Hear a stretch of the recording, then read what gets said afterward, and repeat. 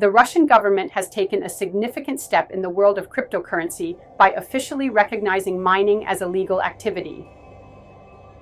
This new regulatory framework, signed into law by President Putin, aims to bring clarity to the growing industry while addressing energy demands and illegal mining concerns.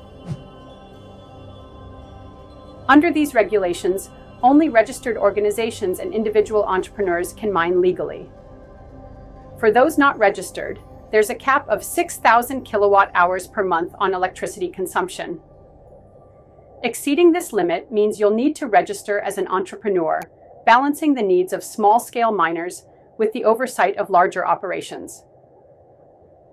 Miners must also comply with strict reporting obligations, disclosing their digital currency production and transaction details to the Federal Tax Service. While this information is kept private from the public, it's accessible to law enforcement, ensuring accountability.